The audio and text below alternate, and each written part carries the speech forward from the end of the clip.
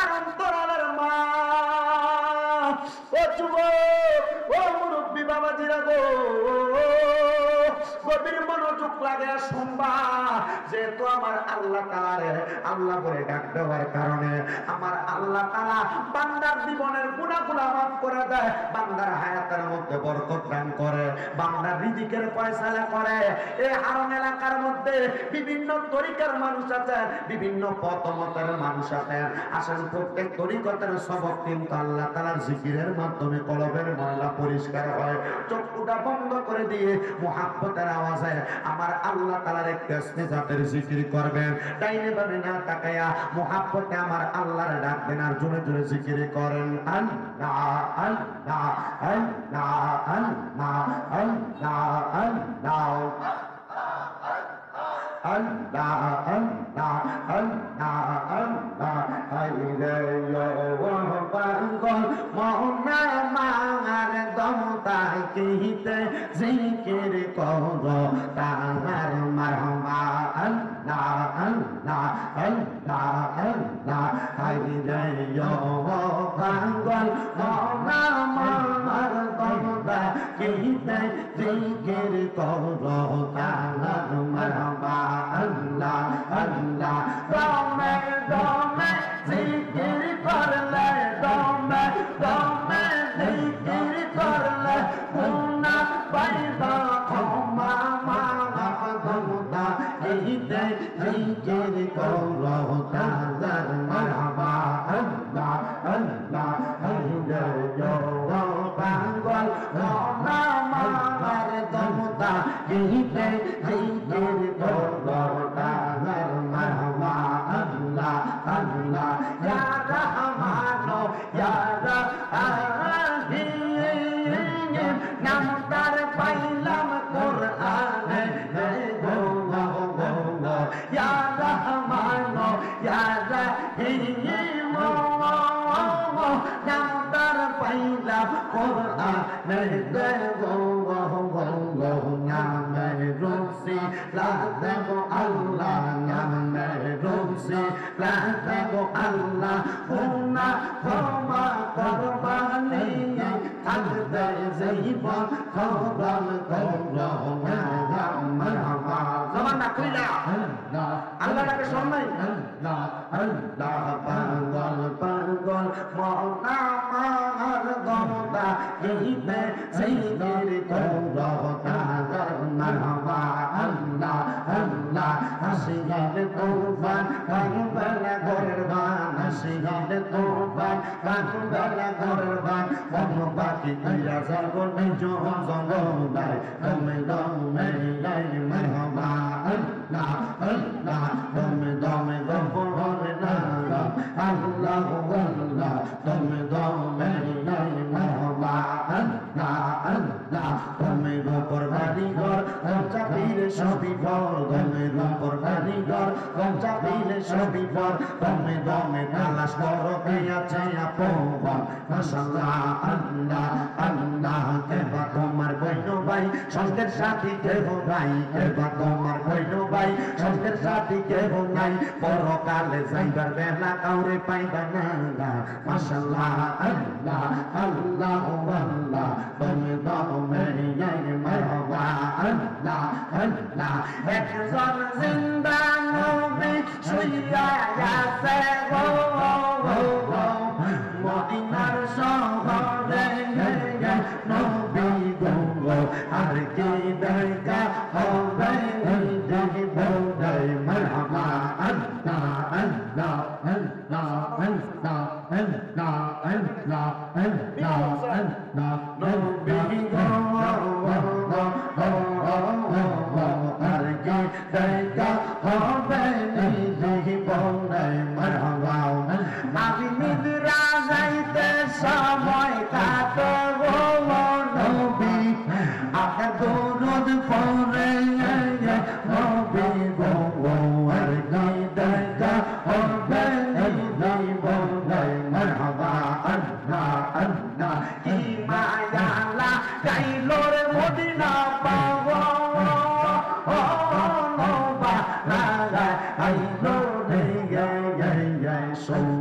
Medina উদাসীবা লাইবের মারহাবা আল্লাহ আল্লাহ Medina Ramzan মাঝে শুইয়া কান্দে দয়াল নবী উম্মতের মায়াতে মারহাবা আল্লাহ আল্লাহ দিদার দিয়া ধন্য কর নবী দিদার দিয়া ধন্য কর কর জানা অবসান তোমায় না দেখিলে বাসে না রে পরাণ হাইরে ও আমার মুর্শিদ জান তোমায় না দেখিলে বাসে না রে পরাণ মারহাবা আল্লাহ আল্লাহ ও আমার রাজাপুর জান তোমায় না দেখিলে বাসে না রে পরাণ মারহাবা আল্লাহ আল্লাহ যেদিন তোমার নামটি শুনিলাম গো মুর্শিদ নামটি শুনিলাম তোমার নামে প্রেম মালা বলাতে রাখলাম মারহাবা দিদার দিয়া দন্ন করো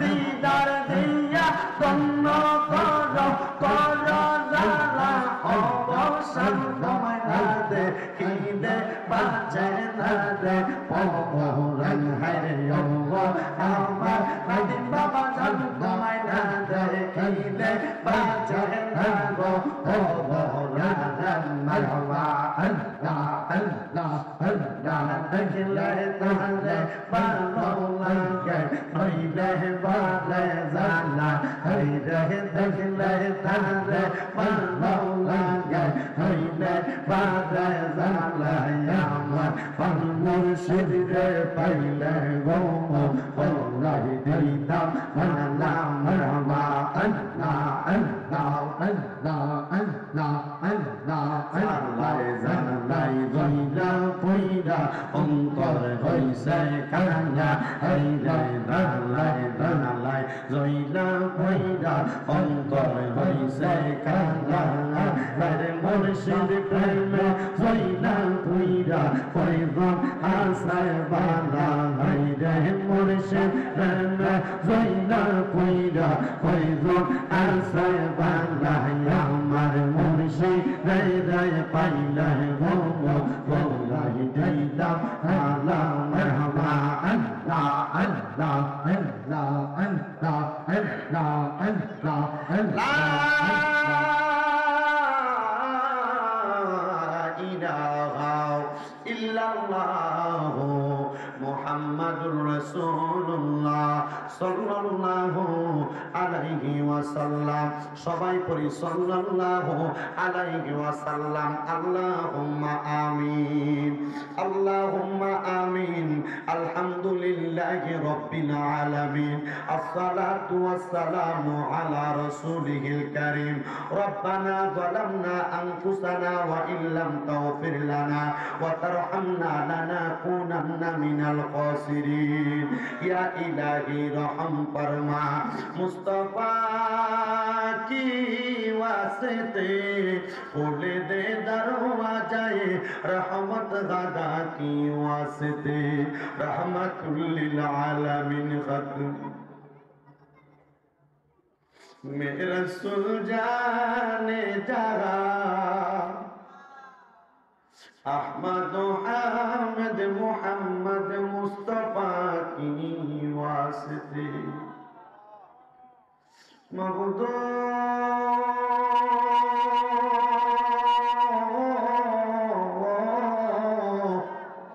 ओ दयाल अल्लाह अपने की आसमाने ना जमीने ना पाहाड़े ना दरियाय गत जीवने আপনি আল্লাহর কত তালাশ করলাম সন্ধান পাইলাম না আল্লাহ বহু সন্ধানের পরে এই কুমিল্লা জেলার অন্তর্গত চান্দিনা থানাধীন ২ নং ওয়ার্ড হারং মধ্য পশ্চিম পাড়া হারং বাইতুস সালাম ব্যাপারী বাড়ি জামে মসজিদ এবং হযরত শাহজালাল রহমতুল্লাহ আলাইহি ইসলামী সুন্নি যুব সংগঠনের উদ্যোগে 11তম ওয়াজুদওয়ার মাহফিল সাজাইয়া আমার সঙ্গে উলামায়ে কেরাম তালেবুল ইলম হুফাজে কোরআনরা বিশেষ করে আমার দাড়ি পাকা বয়স্ক বাবারা যুবক নওজোয়ান ভাইয়েরা ছোট্ট ছোট্ট মাসুম বাচ্চারা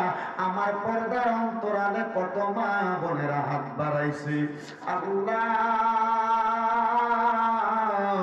যার হাতটা তোমার কাছে মায়া লাগে পছন্দ হয় রে আল্লাহ ওই হাতটা কপালে লাগার আগে আগে আমরার জীবনের গুনাহগুলা মাফ কইরা আমরার বেগুনা মাসুম বান্দা বানায়া দাও এরে আমার এই হারং এলাকার ভাই বাবারা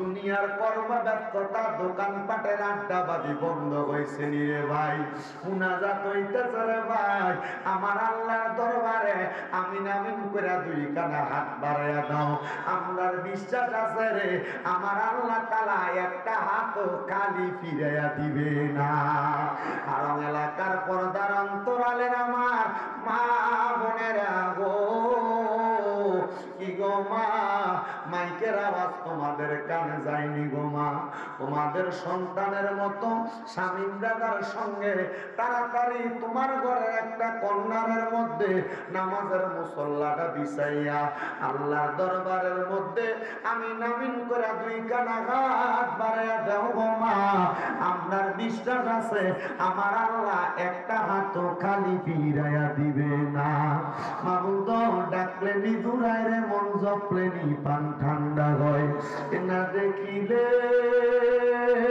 2 নয়নে নয়নে রে আল্লাহ করো আল্লাহ জাগালয় তোমার মনে আল্লাহ আজকের মাহফিলে সবচাইতে বড় গুনাহগার আমি সবচাইতে বড় নাকান্দার আমি সবচাইতে নাচিস নারায়ক আমি রে আল্লাহ আমার গুনার দিকে তাকাইলে আমার বড় ভয় ভয় লাগে রে আল্লাহ আমার সঙ্গে কতগুলা নবী প্রেমিক আল্লাহ তোমার বান্দা তোমার হাবিবের উম্মত হাত বাড়াইছে আল্লাহ আমার হাতের দিকে না তাকাইয়া এখানে অনেক উলামায়ে কেরাম হুফাজে কোরআন বিশেষ করে হাবিব সাহেব বান্দা হাত বাড়াইছে যার হাতটা তোমার কাছে মায়া লাগে ওই হাতের উসিলায় আমরা প্রত্যেকের জীবনের গুনাহগুলা মাফ করে দাও তুমি তো অন্তর জামি রে আল্লাহ ওই আমরা হইলাম ফানা আমরা সুখে কিনা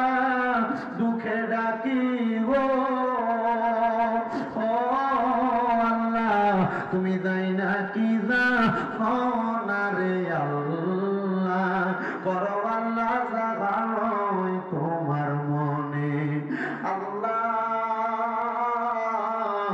আজকের মাহফিলে কে জানি হাত বানাইছে কার জানি জগতের মধ্যে হাত বানাই হায়রে বাবা যেই বাবা রিকশা চালাইয়া মাটি কাইটা মাথার গাম পায়ে ফালাইয়া পরের বাড়িতে বদলার কাজ কইরা সন্তানরে মানুষের মতো মানুষ করার জন্য আব্বা নিজের রব করে পানি বানাইছে এমন আব্বার 3.5 হাত মাটির ঘরে শোয়া দিয়া আল্লাহ তোমার কোন বান্দা জানি 2টা হাত বাড়াইছে আল্লাহ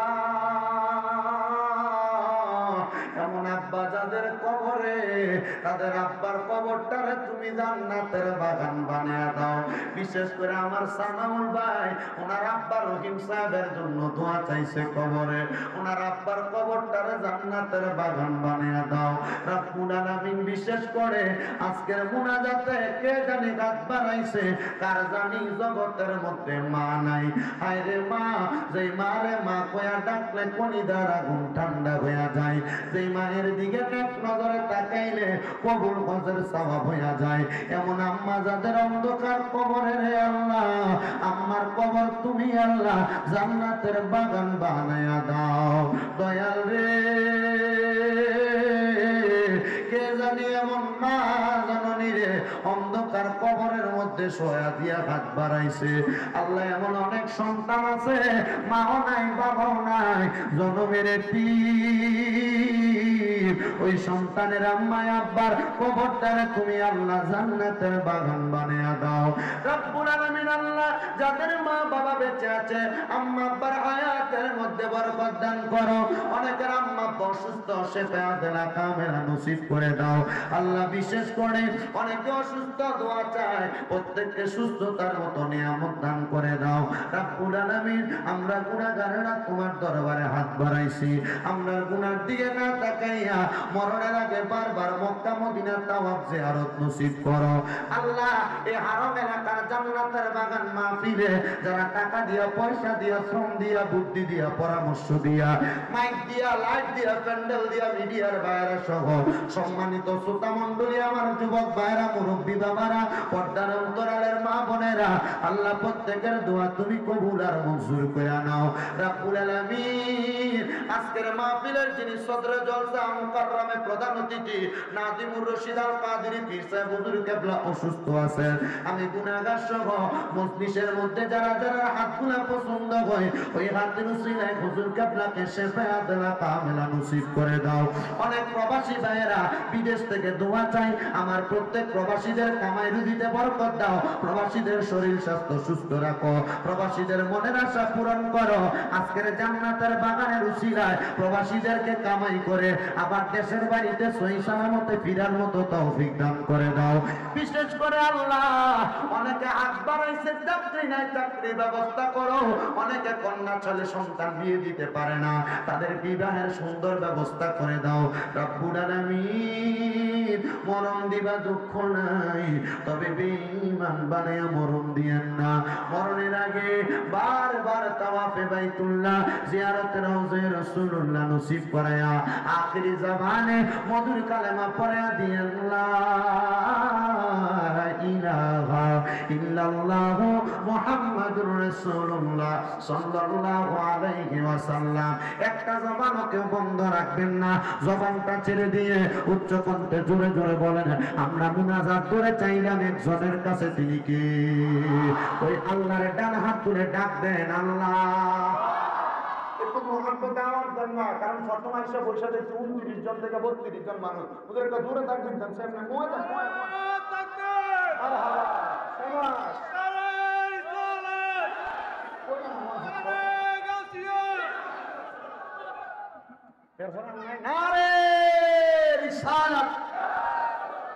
বন্ধটিটা কইতেছে নারে রিসালাত ফালতু স্লোগান, আমরা একটু তাকবীরটা দূরে দেওয়া দরকার না। নারে রিসালাত, আল্লাহর প্রশংসা করলে লাভ আছে না নাই? আমি তো আজকের মাহফিলের হচ্ছে এই যে 10 টাকার পেন্সিল ব্যাটারি, কারণ আজকের মাহফিলে যারা দাওয়াত দিচ্ছেন প্রধান বক্তা ডক্টর নজরুল ইসলাম বাইশাজারি, উনি খালি হাদিস শরীফ পড়েন। ওনার কাজ হচ্ছে হাদিস শরীফ নিয়ে উনি মুহাব্বতে ওয়াজ করেন। দেখবো যে এরপরে আপনারা যারা এখানে বসছেন আপনারা দলে দলে দলে দলে দলে আর মাহফিল কমিটি আপনারা পেছন দিয়ে তাড়াতাড়ি জায়গা বিছিয়ে দেন। যদি মানুষের বসাইতে চান জায়গা আরো তাড়াতাড়ি বিছিয়ে দেন, ইনশাআল্লাহ দেখবেন সবাই আসবে। মুহাব্বতের আওয়াজে কোন খুশি না বেজা? খুশি থাকলে জোরে পড়ি আলহামদুলিল্লাহ। আজকের মাহফিলের যিনি সম্মানিত প্রধান অতিথি পীরে তরিকত রহনুমায়ে শরীয়ত আলহাজ হযরতুল আল্লামা শাহ মুহাম্মদ নাদিমুর রশিদ আল কাদেরী পীর সাহেব রাজাপুরা দরবার শরীফ, আল্লাহ যেন হুজুরের হায়াতের মধ্যে বরকত দান করে, জোরে বলি আমিন। মাহফিলে যিনি সম্মানিত সভাপতি হারুন বাইতুস সালাম ব্যাপারী বাড়ি জামে মসজিদের সভাপতি জনাব আলহাজ মোহাম্মদ জয়নাল আবেদিন মাস্টার সাহেব, মাহফিলের সম্মানিত প্রধান বক্তা আন্তর্জাতিক খ্যাতি সম্পূর্ণ মুফাসসির শাইখুল হাদিস আলহাজ আল্লামা মুফতি ডক্টর সৈয়দ নজরুল ইসলাম বাইশাজারি সাহেব, বারাকাল্লাহু ফি হায়াতি, মাহফিলে মূল্যবান তাকরীর করেছেন। এলাকার গণ্যমান্য উলামায়ে কেরাম, মাহফিল পরিচালনা করছেন হাফেজ মোহাম্মদ নজরুল ইসলাম সাহেব সহ মাহফিলের ইন্তেজামিয়া কমিটি, হোসাইনিয়া যুব কমিটি বাংলাদেশ এবং মাহফিলের নিবেদক যারা আছেন হযরত শাহজালাল রহমাতুল্লাহ আলাইহি, ইসলামী সুন্নি যুব সংগঠন এবং মাহফিলে উপস্থিত হয়েছেন সাবেক কাউন্সিলর জনাব শাহজাহান সর্দার সাহেব সহ আমার ডাইনে বামের সামনে যারা যারা বসে আছেন সবাই এক বাক্যে মুহাব্বতের আওয়াজে বলি আলহামদুলিল্লাহ। আপনারা বলেন আলহামদুলিল্লাহ বলে শুকরিয়া আদায় করলে খুশি হয় কি? ওই আল্লাহরে খুশি করার দরকার আছে না নাই? মুহাব্বতের আওয়াজে বলেন আছে না নাই? তাহলে উচ্চ কণ্ঠে বলি আলহামদুলিল্লাহ। মুসলমান এখনো আলহামদুলিল্লাহর আওয়াজ উঁচা হয় নাই। আমরা মুসলমানদের আলহামদুলিল্লাহ আল্লাহু আকবরের আওয়াজ নিচু হওয়ার কারণে, মুসলমানদের তাকবীরের ধ্বনি স্লো হওয়ার কারণে, আওয়াজ উভদ্র কণ্ঠে না হওয়ার কারণে বাংলাদেশে কিছু হিন্দু উগ্রবাদী ইসকন নামক সংগঠনের সদস্যরা বাংলাদেশের মসজিদের মধ্যে হামলা চালাইছে, বাংলাদেশের একজন অ্যাডভোকেটকে পিটিয়ে মারছে। মুসলমান সাবধান থাকতে হবে। বাংলাদেশের ইসলামের অস্তিত্বের মধ্যে যদি আঘাত আসে, এক এবং নেক হয়ে ধর্ম নির্বিশেষে সব মুসলমান একসাথে মাঠে নামতে রাজি আছি না?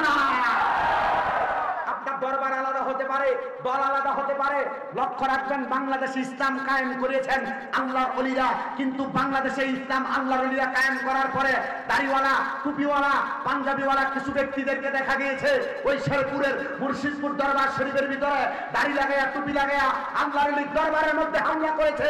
সাবধান, সতর্ক। আল্লাহর ওলির দরবারের দিকে যদি আরেকবার নির্চোখ ফুটনা হয়, এবং চোখ হুক্কে ফেলা হবে, হুক্কে ফেলা হবে। তার হাত করে বলেন ঠিক কিনা? আল্লাহর ওলির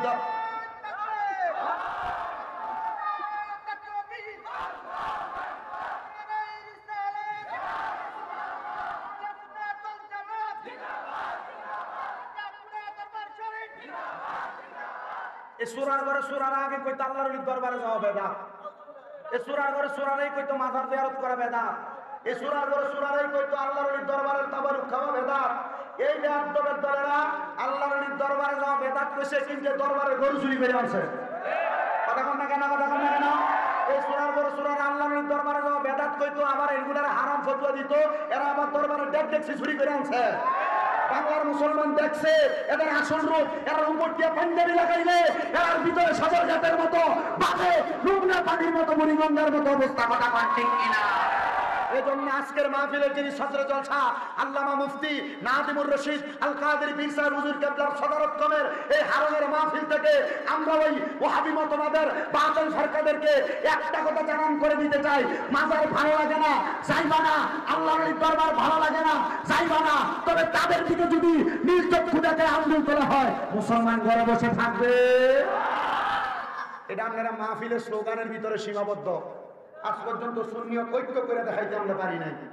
কথা কন না কেন? আর এই সুন্নিয়ত ঐক্যটাকে বিভিন্ন জায়গা থেকে বিভিন্নভাবে বানচাল করা হচ্ছে। আমরা তাদেরকে সাবধান সতর্ক করতে চাই। আমরা চাই সাধারণ আম সুন্নি জনতা আহলে সুন্নাত ওয়াল জামাত এক এবং নেক হইয়া মাঠে ময়দানে কাজ করুক। যারা আহলে সুন্নাত ওয়াল জামাতের ঐক্যকে বানচাল করার চেষ্টা করবে, তাদেরকে সব মুসলমান বয়কট করবে। কথা বলেন ঠিক কিনা? আপনারা আমার কথার কিছু জবাব দিবেন। আমার মাহফিল কমিটির পক্ষ থেকে একটা সাবজেক্ট বাইন্দা দিছে। সাবজেক্ট হলো পিতা মাতার ওয়াজ করতাম। কারণ কি, ইউটিউবের ভিতরে আমার যে ওয়াজ যেটি বাইরে হয়েছে সব মা বাবার ওয়াজ। মা বাবার ওয়াজ করলে বেরিয়ে তো খুশি, একবারে মুরব্বী যারা আছে, এটা করলে সমস্যা, বয়স্ক যারা আছে, যুবক যারা আছে, তারা সবাই খুশি। কিন্তু আমার কথা হইল সমসাময়িক কিছু বিষয়ের উপর আমাকে কথা বলা লাগবে। কথা বলেন না কেন? আমি বড় কষ্ট করে আইছি। আমার বাড়ি যদিও কুমিল্লা হয়, আমি কিশোরগঞ্জ থেকে আইসি আজকে 6:30 সকাল। 7 দিন পর্যন্ত বাইরে। তার আগের দিন গতকালকে নীলফামারী করে, গতকালকে কিশোরগঞ্জ করে, আগের দিন নীলফামারী ছিলাম। অনেক কষ্ট হয়েছে, কথা বলতে আমার অনেক কষ্ট হয়। আল্লাহ দোহাই মাহফিল কমিটি যারা রাস্তায় দাঁড়ায় রয়েছে, তারা একজনও বসতে বলবেন না। এরা রাস্তায় দাঁড়ায় ওয়াজ শুনুক। এরা যেভাবে ওয়াজ শুনে এভাবে ওয়াজ শুনতে দিবেন। কারণ আমার অভ্যাস হলো, আমার মাহফিলে ফ্যান্ডেলে যারা বসে তারাও শ্রোতা, যারা বাহিরে দাঁড়ায় রয়েছে তারাও শ্রোতা। বইতেন আবার বইতো একটারও বইতে বইয়েন না। আমার মাহফিলের সিস্টেম হলো, যারা দাঁড়ায় ওয়াজ শুনে তারাও শ্রোতা, যারা বইয়া শুনে, কথা কয় না, যারা বইয়া শুনে তারাও শ্রোতা। আপনি কইবেন বইতো, দেখবেন এটা গুরগুরে দিয়ে ডাইনের বামে যাইতো, আবার কয় এটা ডাকতো না কেউ, আবার কইছেন, আবার হাতে এই বইতে কোন লাগতো না, ওই আবার কয়। আরে কেন সামনে বলি? আল্লাহ যেন কবুল করে, আমিন কর। এই আমার হাতে, এই মুরব্বী, এই খালা, এবার ডাকতেছে, পাও না কেন? একজনে যায় পায় না, কেউ বসতে বললেন না। আর এতে বাসি দেশে উঠে দিয়ে না, গামো পুলিশ ভাই, বাসি দেশে আনসার নি না, গামো পুলিশ আনসার সাইয়ান বাবা যে আন্দোলন করছিল বাবা, তোমরা ইয়া কি জানি এনে কেউ দেখেন, একে বইতে কইছেন, একজনও নাই, সব জায়গায় গেছে। তো কি লেগে আমার সোতারিরে ধরে এলেন থেকে না? আপনারও দাঁড়াই হবেন, তারাও দাঁড়াই শুনুন। আল্লাহ আমরা সবাই কবিল করুক। বেশি আসতে করছে আবার আমি আরো জোরে কোন আমি আচ্ছা বাবা, আল্লাহর ইবাদত নামাজ, ঠিক কি না? আল্লাহর ইবাদত রোজা, আল্লাহর ইবাদত হজ, আল্লাহর ইবাদত যাকাত, আল্লাহর ইবাদত দান সদকা। আচ্ছা, এই ইবাদত যদি কেউ অস্বীকার করে, আল্লাহ কয় তারা কুফরি করে। তারা কি করে? কুফরি করে। তো এই কুফরি যারা করে তাদের ঠিকানা কি? কয় ফি নারি জাহান্নামা খালিদিনা ফিহা। সূরা বাইয়িনার শেষের অংশে আল্লাহ কয় এরা জাহান্নামী। তো জাহান্নামী কয়দিন থাকবো?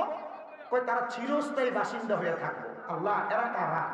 আল্লাহ কয় উলাইকা হুম শাররুল বারিয়া। এরা হলো পৃথিবীর সবচাইতে নিকৃষ্ট ব্যক্তি। পৃথিবীর সবচাইতে কি ব্যক্তি? আমার ভাইয়েরা, বাবারা, বন্ধুরা, গভীর মনোযোগ অন্তরের কানটা লাগে শুনবেন। আমার আল্লাহ তাআলা কোরআনুল কারীমের মধ্যে এই আয়াত বলে ক্ষান্ত হন নাই। এবার আমার আল্লাহ তাআলা কোরআনুল কারীমের মধ্যে আবার কোরআনের আয়াত বলতেছে, বিসমিল্লাহির রহমানির রহিম,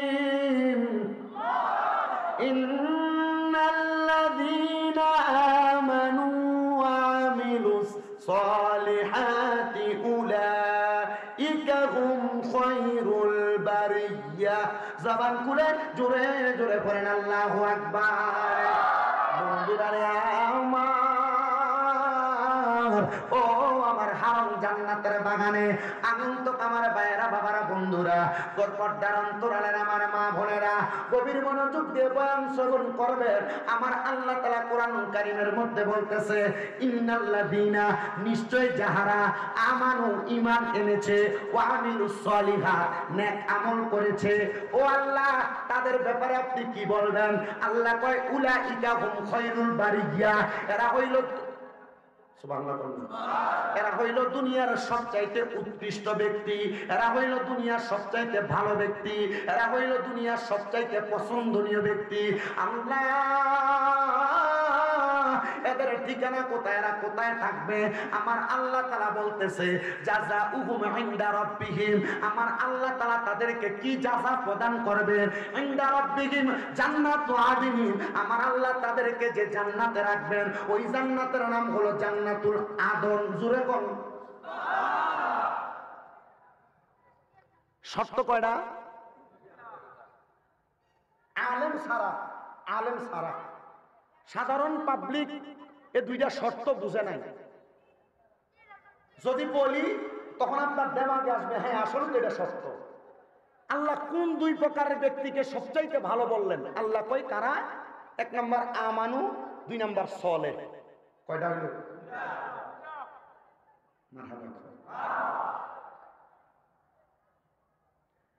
আমার মুসলমান ইমানদাররা,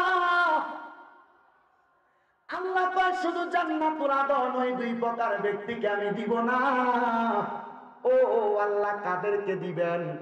আমার আল্লাহ কয় এই দুই প্রকার ব্যক্তির ভিতরে এক নাম্বার যারা আমানু, ঈমান এনেছে, এদের মধ্যে কয়েকটা ধাপ আছে। আমরা ঈমান আনি কিসের উপর? একটু মনোযোগ দিয়ে শুনেন। আমানতু বিল্লাহি ওয়া মালাইকাতিহি ওয়া কুতুবিহি ওয়া রাসূলিহি ওয়াল ইয়াউমিল আখিরি ওয়াল কদরি খাইরিহি ওয়া শাররিহি মিনাল্লাহি তাআলা ওয়াল বা'সি বা'দাল মাউত। সুবহানাল্লাহ। আজকে কইছেন সুবহানাল্লাহ, রাসূলে কোন সুবহানাল্লাহ। ও বন্ধু, একটু মুহাব্বতে আমার সাথে পড়বেন। এটা কিন্তু ঈমানের কালেমার একটা কালেমা। কিন্তু দেখলাম যে জবান বন্ধ করে রাখে, বুবার মতো থাকে। জবান বন্ধ রাখবেন না। আপনি আমি কয়টা বিষয়ের প্রতি ঈমান আনবে, একটু মনোযোগ দিয়ে শুনে আমার সাথে পড়েন। আমানতু বিল্লাহি, জোরে পড়েন, আমানতু বিল্লাহি ওয়া মালাইকাতিহি ওয়া কুতুবিহি। এত আস্তে পড়েন কেন? মুহাব্বতে পড়েন, আমানতু বিল্লাহি ওয়া মালাইকাতিহি ওয়া কুতুবিহি ওয়া রাসূলিহি ওয়াল ইয়াউমিল আখিরি ওয়াল কদরি খাইরিহি ওয়া শাররিহি। মিনাল্লাহি তাআলা ওয়াল বাসি বাদাল মাউত। জোরে কোন সুবহানাল্লাহ। আমার আল্লাহ তাআলা জানায় দেয় বান্দা কিসের উপরে ঈমান আনবা। এক নাম্বার আমার আল্লাহর প্রতি ঈমান আনবা। এক আমার আল্লাহ, আল্লাহকে ভালোবাসবা, মুহাব্বত করবা, আল্লাহ তাআলা কাউকে সেজদা দিবা না, এটা হলো এক আল্লাহর প্রতি ঈমান। আল্লাহ তাআলা যা আদেশ করেছেন নিষেধ করেছেন তা মানবা। ওয়া মালাইকাতিহি, আল্লাহ তাআলার ফেরেশতাদেরকে মানবা, আল্লাহ তাআলার ফেরেশতাদেরকে বিশ্বাস করবা। ওয়া রাসূলিহি, আল্লাহ তাআলার রাসূল যারা আছেন আদম থেকে ঈসা নবী পর্যন্ত, মুহাম্মাদুর রাসূলুল্লাহ সাল্লাল্লাহু আলাইহি ওয়াসাল্লাম, ওই নবীরা আল্লাহর পক্ষ থেকে যা সহিফা কিতাব নিয়ে আসছেন তোমরা এগুলার প্রতি ঈমান আনবা। ওয়াল ইয়াউমিল আখিরি, এবং তোমরা আখিরাতের প্রতি বিশ্বাস করবা। আখিরাত কোনটা? হায়াতে জিন্দেগি শেষ হওয়ার পরে, কবরের মধ্যে যাওয়ার পর আপনার যে জীবনটা শুরু হয়ে যাবে সেটার প্রতি বিশ্বাস রাখতে হবে। ওয়াল ইয়াউমিল আখিরি ওয়াল কদরি খাইরিহি ওয়া শাররিহি, তাকদীরের ভালো এবং মন্দের প্রতি বিশ্বাস করা। মুসলমান, হারং এলাকার মধ্যে 2 তলা বিল্ডিং এর মালিক আছে, হারং এলাকার মধ্যে বাঙ্গা টিনের ঘরওয়ালা আছে, কিন্তু বাঙ্গা টিনের ঘরওয়ালা চিন্তা করতেছে আল্লাহ যদি আমারে একটা 2 তলা বিল্ডিং বানানোর সুযোগ দিত আমার মনটা খুশি হইতো। 2 তলার বিল্ডিং এর মালিক চিন্তা করতেছে আল্লাহ যদি আমারে একটা 10 তলা বিল্ডিং বানানোর সুযোগ দিত আমার কত ভালো হইতো। মুসলমান মনে রাখবা, এই তকদিরটা দিয়েছেন তোমার আল্লাহ, তুমি 2 তলা বিল্ডিং এ থাকতে পারবা। আল্লাহ তোমার 2 তলার মালিক বানায়, তুমি বাঙ্গা টিনের ঘরে থাকার যোগ্য। আমার আল্লাহ তোমার বাঙ্গা টিনের ঘরে রাখে। হুজুর কেন? কারণ কি? আমার আল্লাহ কয় লা ইউকাল্লিফুল্লাহু নাফসান ইল্লা উসআহা। জোরে কোন সুবহানাল্লাহ। কষ্ট হইতাছে আপনারা? অসুবিধা হইতাছে আপনারা? ওয়াজ বুঝতেছেন তো ইনশাআল্লাহ? আমি আশেপাশে আসছিলাম নি কোথাও?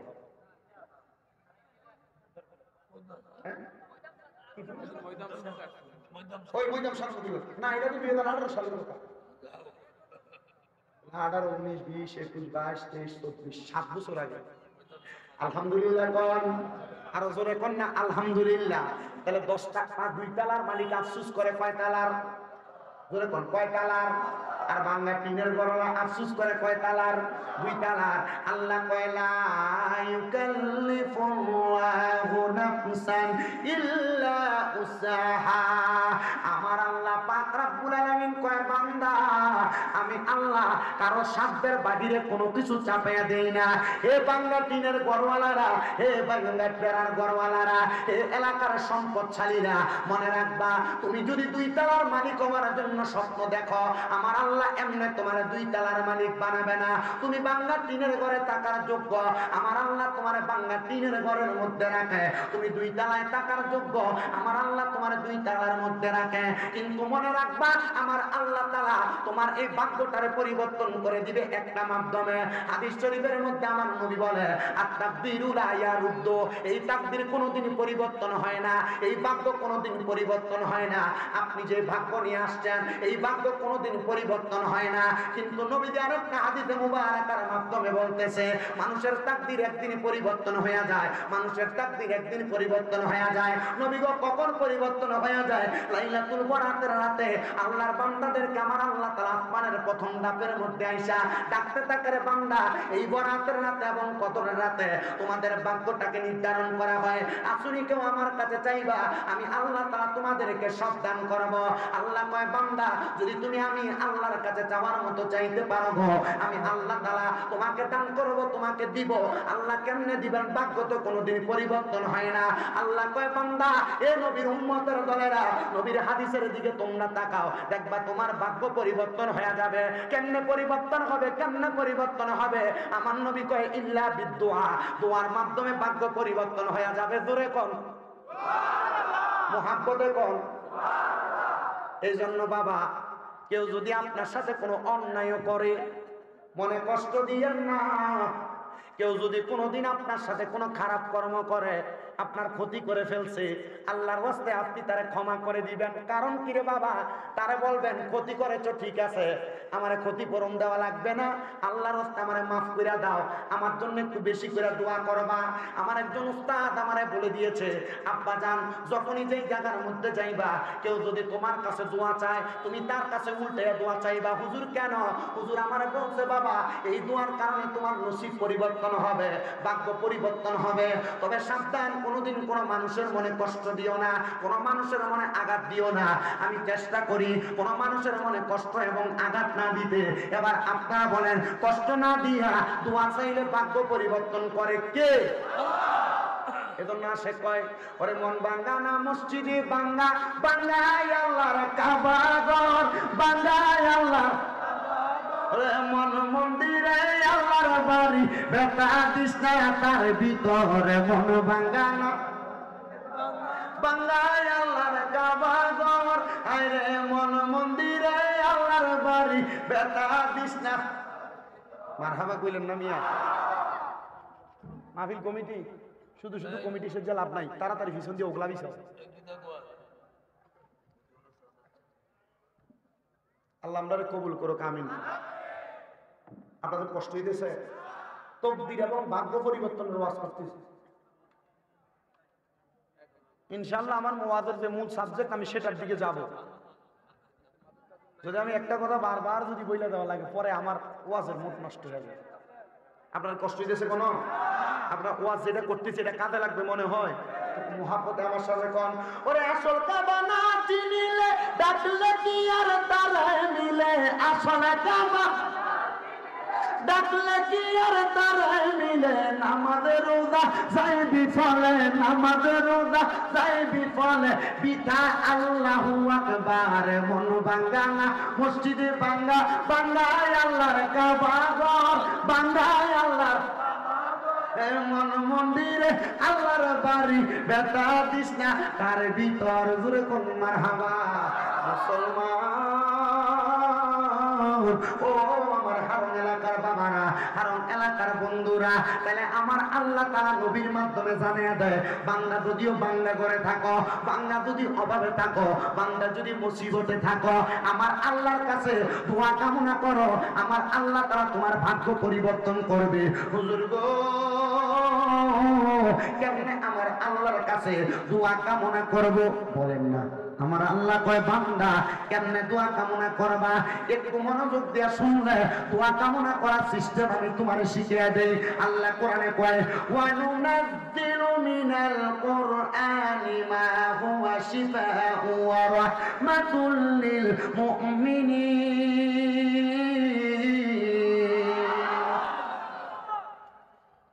আল্লাহ তাআলার কোরআন অস্বীকার করার সুযোগ আছে? আল্লাহ কয়, আমি অবতীর্ণ করেছি কোরআন, মা হুয়া শিফাউ, রোগের শিফা হিসেবে। মারহাবা কোন, ওয়া রাহমাতুল লিল মুমিনিন, মুমিনদের জন্য। আল্লাহ কোরআনে না আপনি শিফা হিসেবে প্রেরণ করলেন, তো ভাগ্য কেমনে পরিবর্তন হইব? মারহাবা কোন।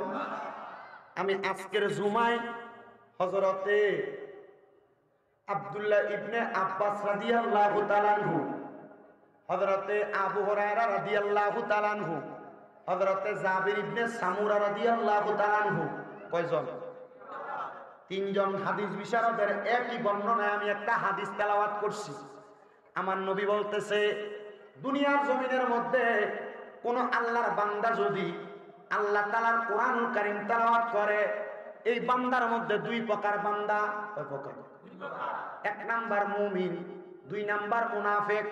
এই মুনাফিক এবং মুমিনের কোরআন তেলাওয়াতের ধরন হইল ৬০টা। কয়টা? এই আমার হারং এলাকার যুবকেরা, হারং এলাকার মুরব্বী বাবারা, হারং এলাকার পর্দার অন্তরালের মা বোনেরা, মনে রাখবা, শুধু আল্লাহর কোরআন বিনে বিনে পড়লেই কোরআন তেলাওয়াত হয় না। কোরআন তেলাওয়াত করার জন্য যাদাতুম ঈমান, এটার মাধ্যমে আপনার ঈমানটা তাজা হয়। তবে আপনি কোরআন যে তেলাওয়াত করবেন, আপনি দেখবেন আপনার ঈমানটা ঠিক আছে নাকি আপনি মুনাফিক হয়ে গেছেন। কারণ সুদও খায়, মসজিদের ভিতরে বইয়া বইয়া সামনের কাতারে কোরআনও পড়ে এমন মুসল্লি আসেনি, এই কথা বলে আছে না?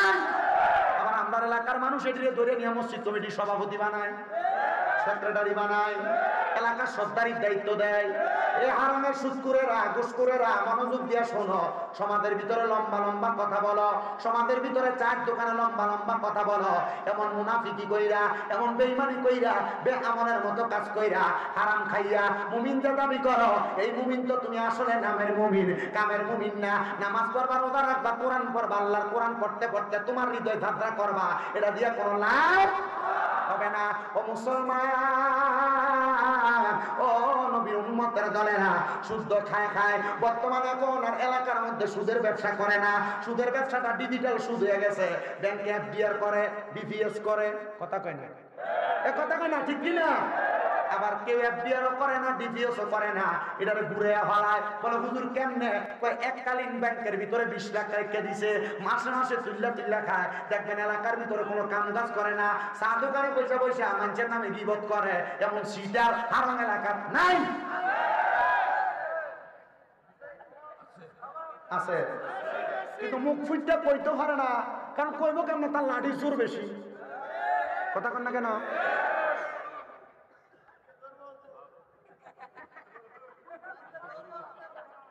আরো ধরে না, আমি এটি কই দিকে মানুষ আরো দাবাত দেবিস। আলহামদুলিল্লাহ কম। হারাম করা আছে না নাই? সুদখোর আছে না নাই? গীবত করিন না আছে না নাই? মানুষের নামে দোকানে বসে অযথা বদনাম করিন না আছে না নাই? কালকেও যদি কেউ কয় স্বামীরা দাও ওয়াজ করছে না, এগুলা ফালতু কথা বইলা গেছে, বুঝবেন এটার ভিতরে কোনো সুদখোর ঘুষখোর আছে, কথা বল না, ঠিক কিনা? মুসলমান, ও নবীর উম্মতের দলেরা, এই মানুষগুলা কত বিশ্রী মানুষ, এই মানুষগুলা কত বদকার মানুষ। আমার আল্লাহ তাআলা কোরআনুল কারীমের মধ্যে ওয়াজ করতেছে, ইন্নাল্লাযীনা কাফারু মিন আহলিল কিতাবি ওয়াল মুশরিকিনা ফী নারি জাহান্নামা খালিদিনা ফীহা উলাইকা হুম শাররুল বারিয়া। জবান খুলে জোরে জোরে কোন আল্লাহু আকবার।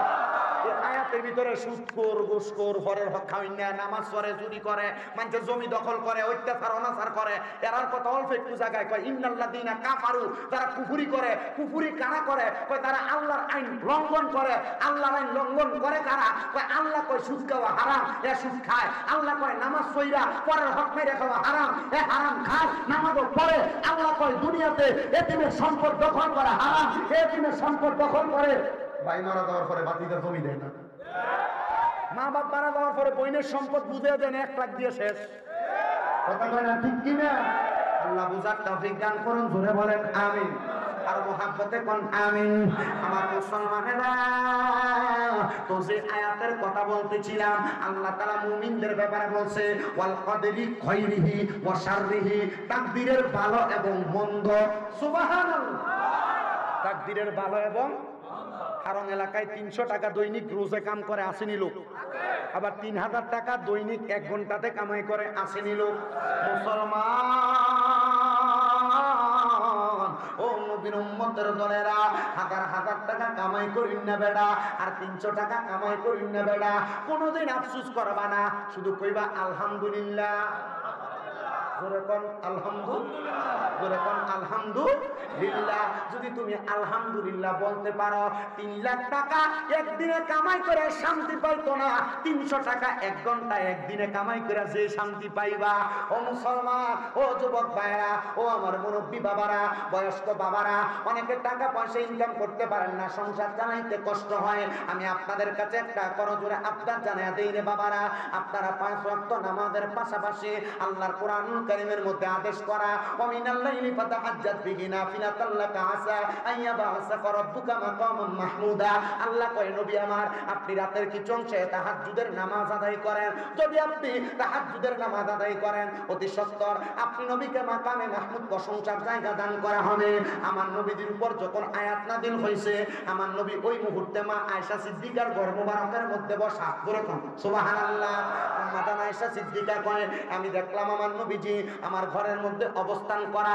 তাকায় দেখলাম রে আমার নবীজি আমার ঘরের মধ্যে নাই। আমি দেখলাম ডাইনে, আমি দেখলাম বামে, দেখলাম আমার খাটিয়ার পেছনের অংশে আমার রাহমাতুল লিল আলামিন নবী দাঁড়ায় আছে। রাহমাতুল লিল আলামিন নবী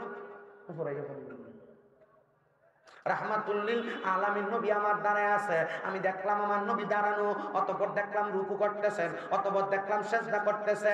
এ আমার হারামের মুসলমান, আমার নবী কেমন উম্মতের দরদি নবী, আমার নবী কেমন উম্মতকে বাঁচানেওয়ালা নবী, আমার নবী কেমন নবী একটু মনোযোগ দিয়ে শুনবেন বাবারা। আম্মা জান আয়েশা সিদ্দিকা বলে আমার নবীকে ওই দিন রাত্রবেলা যত কষ্ট করে দাঁড়ায় দাঁড়ায় নামাজ পড়তে দেখছি, এমন কষ্ট করে আমার নবীকে আর কোনোদিন আমি নামাজ পড়তে দেখি নাই। আমি দেখলাম আমার নবী আশারের নামাজ শেষ করে আমার ঘরে আমার পাশে আসার পরে নবী আমার নামাজের মধ্যে দাঁড়াইলেন। দাঁড়ানোর পরে আমার নবীজি নামাজ ততক্ষণ শেষ করলেন না যতক্ষণ সুবহে সাদেক না হয়। সুবহে সাদেক মানে ফজরের আগের সময়টা আমার নবীজি নামাজ শেষ করলেন না। আমার নবী দাঁড়ায় রইলেন। আমার নবী সুবহে সাদেকের পূর্ব মুহূর্তে সালাম শেষ করলেন। কিন্তু ওই দিনের রুকুটা একটু লম্বা ছিল, ওই দিনের সিজদাটা লম্বা ছিল। আমরা রুকুতে 3 বার সুবহান রাব্বিয়াল আলা পড়ি। সুবহান রাব্বিয়াল আলা নি পড়ি। আপনারা যে কি একটা মনোযোগ লয়ে বসেন আপনারা। আমরা রুকুতে সুবহান রাব্বিয়াল আযীম, সিজদার মধ্যে সুবহান রাব্বিয়াল 3 বার 5 বার 7 বার পড়েননি পড়ি বাবা। আম্মা জান আয়েশা সিদ্দিকা কয় জগতের মানুষ আমার নবী ওই দিন 3 বার পড়লেন নাকি 5 বার পড়লেন নাকি 7 বার পড়লেন আমি বুঝতে পারলাম না। ওই দিনের রুকুটা ওই দিনের সিজদাটা অনেক লম্বা ছিল। আমি আমার নূরের নবী রাহমাতুল লিল আলামিন নবীকে নামাজ শেষ করার পরে জিজ্ঞাসা করলাম ইয়া রাসূলুল্লাহ ইয়া হাবিবাল্লাহ নবী গো আপনি এত লম্বা নামাজ কেন পড়লেন? এত লম্বা নামাজ তো আপনাকে কোনোদিন পড়তে দেখি নাই। আমার নবী যে আম্মা জান আয়েশা সিদ্দিকা মুবারক ঘুরায়া আম্মা জান আয়েশা সিদ্দিকার দিকে তাকাইলেন। আম্মা জান আয়েশা সিদ্দিকা কয় আমি আমার নবীজির চেহারা মুবারক দেখে আমি কান্না করে দিলাম। ইয়া রাসূলুল্লাহ আপনার চোখ মুবারকগুলা বড় বড় হয়ে আছে, আপনার চোখ মুবারকগুলা লাল লাল হয়ে আছে, আপনি নবীজির চোখ মুবারক দিয়া বায়া বায়া পানি পড়তাছে। ওগো নবী, ওগো নূরের নবী রাহমাতুল লিল আলামিন নবীজি আপনি কেন কান্না করেন? আমার নবী কয় আয়েশা আমার আল্লাহ তাআলা একটু আগে আমি নবীর উপর একটা আয়াত নাযিল করছে। আয়াতটা হইলো ওয়া মিনাল লাইলি ফাতাহাজ্জাত বিহি নাফিলাতাল লাকা আসা আইয়াবাসাকা রাব্বুকা মাকামান মাহমুদা। এ আয়েশা আমার আল্লাহ এই আয়াত যখন নাযিল করছে আমার আল্লাহ বলছে আমি নবী যদি তাহাজ্জুদের নামাজ পড়ি, আমি নবী যদি তাহাজ্জুদের নামাজ পড়ি আমারে মাকামে মাহমুদ প্রশংসার জায়গা দান করব কিয়ামতের ময়দানে, হাসরের ময়দানে। এ আয়েশা আমি নবী একদিন দুনিয়াতে থাকবো না, আমি নবী রওজা মুবারকের মধ্যে চলে যাব। আমার উম্মত আমি নবীরে এত ভালোবাসবে, আমি নবীর করা আমলটা আমার উম্মত করবে। রাত্রবেলা ফজর আগে উইটা কষ্ট কইরা তাহাজ্জুদের নামাজ আদায় করবে। আয়েশা রে ও আমার আয়েশা আমি আমার আল্লাহর কাছে সালাতুল ইস্তিখারার নামাজ ইস্তিসকার নামাজ পড়া দোয়া করলাম আমার আল্লাহ যেন আমার উম্মতকে তাহাজ্জুদের নামাজ পড়লে কোনো না কোনো কিছু একটা দেয়। আয়েশা কই ইয়া রাসূলুল্লাহ আমার আল্লাহ আপনার উম্মতের জন্য কোনো ফয়সালা দিছেনি? আমার নবী কয় আয়েশা আমি নবীরে আল্লাহ একটা উপাধি দিছে মুস্তাজাবাতুদ দাওয়াত। মুস্তাজাবাতুদ দাওয়াত মুস্তাজাবাতুদ দাওয়াত উলামায়ে কেরাম মুফতাইনে কেরাম হক্কানি রাব্বানি মুহাদ্দিসদেরকে জিজ্ঞাসা করবেন মুস্তাজাবাতুদ দাওয়াতের মানে কি? মুস্তাজাবাতুদ দাওয়াতের মানে হইল যে কোনো সময় যে কোনো দোয়া করলে আল্লাহ তাআলা দোয়াটা কবুল করে, তাকে বলা হয় মুস্তাজাবাতুদ দাওয়াত। এ আয়েশা, আমার আল্লাহ তাআলা আমি নবীরে মুস্তাজাবাতুদ দাওয়াত বানাইছে। আমি নবী কোন দোয়ার জন্য হাত বাড়াইলে আমার আল্লাহ তাআলা আমি নবীরে ফিরত দেয়। ওরে আদি পিতা আদম যখন মুসিবতে পড়ে মুদের নবীর উসিলাতে আল্লাহ কবুল করে। আদি পিতা মুসিবতে মুদের নবীর উসিলাতে আল্লাহ কবুল করে। সাখারাতের বিছানাতে সাখারাতের বিছানাতে দেখা দিও রে দু জাহানের বাদশা নবী কামলিওয়ালা রে আমার মনের ঘরেতে রেখেছি জানে আমার মনের ঘরে রেখেছি জানে দু জাহানের বাদশা কামলিওয়ালা রে দু জাহানের নবী মনে আসেনি, হৃদয়ে আসেনি? কার কার আছে হাত তোলেন, দুইটা সোজা করে একবারে সোজা। এই দুইটা হাতকে নবীর রাস্তার যারা আছে তার ভিতরে নবী নাই। নবী যদি তাই হাতটা তোলেন, এই হাতটারে নবীর রঙের পতাকা বানা এখন আমার মনের ঘরে রেখেছি যারে আমার মনের ঘরে রেখেছি যারে দু জাহানের বাদশা নবী বলেন না দু জাহানের বাদশা নবী রে আমার দয়ার নবী রে আমার মায়ার নবী রে আমার রে আমার মায়ার নবী রে দু জাহানের বাদশা নবী রে দু জাহানের বাদশা নবী। আদি পিতা আদম যখন মুসিবতে পড়ে মুদের নবীর উসিলাতে আল্লাহ কবুল করে। আদি পিতা আদম যখন মুসিবতে পড়ে মুদের নবীর উসিলাতে করে। সাখারাতের বিছানাতে সাখারাতের বিছানাতে দেখা দিও রে দু জাহানের রে দু জাহানের আমার দয়াল নবী রে আমার রে আমার দয়াল নবী আমার রে দু জাহানের বাদশা নবী। ও হারমের মুসলমান, আমার দয়াল নবী রাহমাতুল্লিল আলামিন নবী কয় আয়েশা আমার আল্লাহ তাআলা আমি নবীর একটা দোয়া ফিরত দেয় না, কারণ আমি নবীর উপাধি মুস্তাজাবাতুদ দাওয়াত। এই আমার হারমের সুন্নি মুসলমানেরা মনে রাখবা, নবীর শানে কেউ যদি বেয়াদবি করে, নবীর শানে কেউ যদি কোনো জায়গায় কটূক্তি করে, কখনো তাদের সঙ্গে কোনো ঝগড়া করবা না, ফাসাদ করবা না, দ্বন্দ্ব করবা না, তার সাথে তর্কাতর্কি করবা না। বলে কেন কেন কেন? কারণ তার মতো করে থাকবে। কারণ তুমি যদি নবীর শানে মুহাব্বত করো তোমার নবী তরাইয়া নিবে, তুমি যদি বেয়াদবি করো তোমার নবী তরাইবে না। তো যে বেয়াদবি করবে তাকে নবী তরাইবে না, শাফাআত করবে না। আমরা যদি মুহাব্বত করি আমাদেরকে সুপারিশ করবে। আম্মা জান আয়েশা কয় নবী আমার আল্লাহ কি বলছে? আমার নবী ডাক দিয়া কয় আয়েশা, ও আয়েশা শোনো শোনো, আমি যখন আল্লাহর কাছে বললাম ও আল্লাহ আমি যদি তাহাজ্জুদের নামাজ পড়ি আপনি তো আমার মাকামে মাহমুদ দিবেন, আল্লাহ আমার উম্মতের কি দিবেন?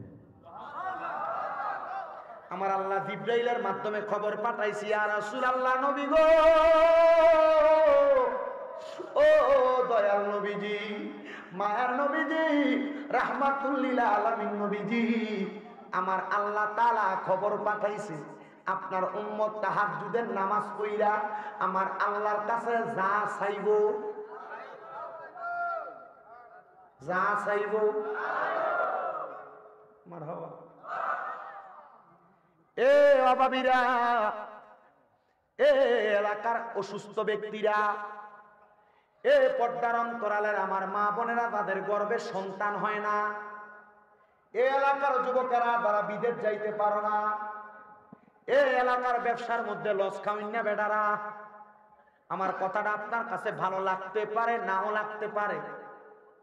অভাবে আছেন, টেনশনে আছেন, বিপদে আছেন, মুসিবতে আছেন, কঠিন রোগে আক্রান্ত আছেন, মা বোনেরা গর্ভে সন্তান হয় না, কঠিন কোনো রোগ আপনার হয়ে গেছে। আমি বলবো সলাতুত তাহাজ্জুদের নামাজ আপনার সবচাইতে বড় ওষুধ।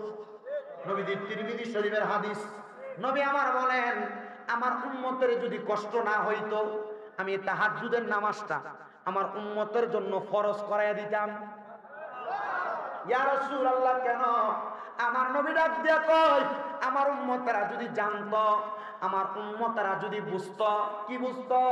এ তাহাজ্জুদের নামাজের কত বরকত, কত ফজিলত। আমার উম্মত তাহাজ্জুদের নামাজ কাজা করতো না।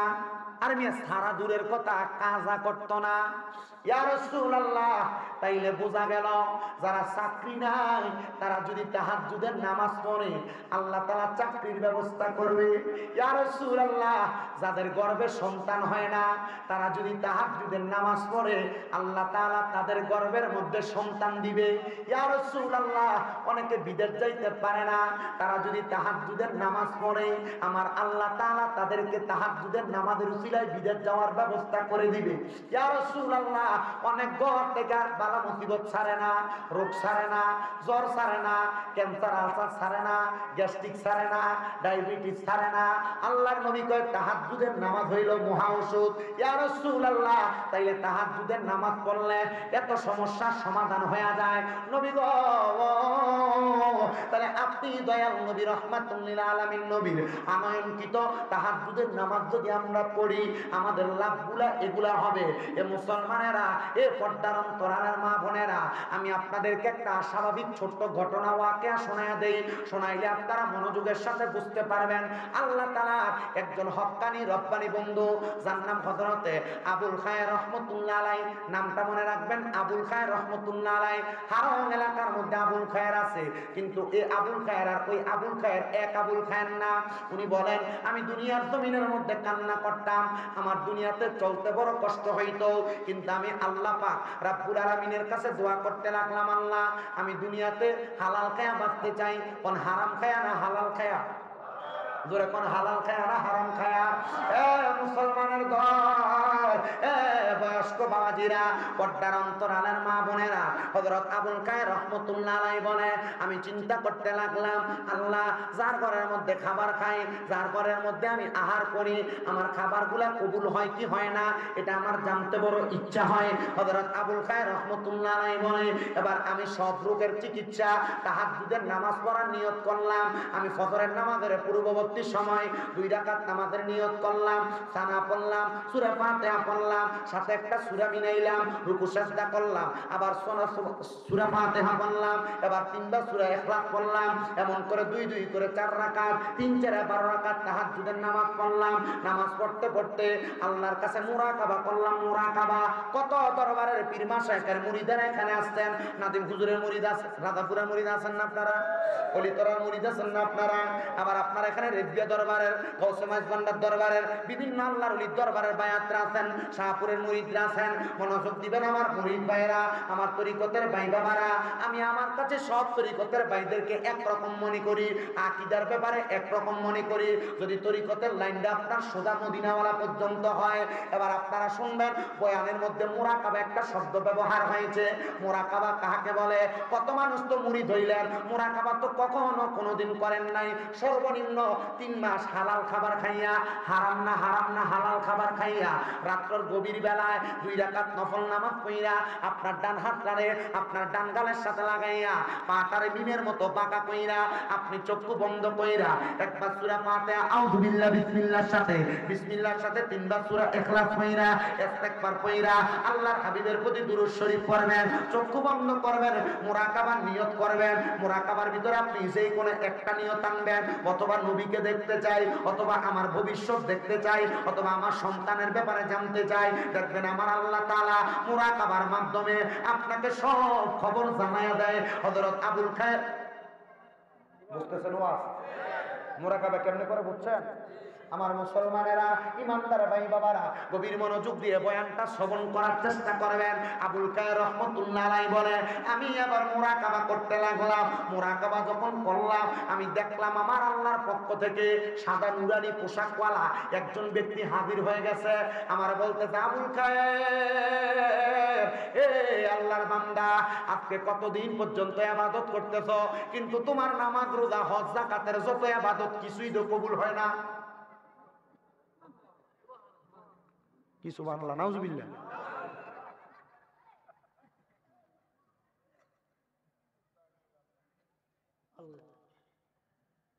হযরত আবুল কায়ের রাহমাতুল্লাহ আলাইহি বলে,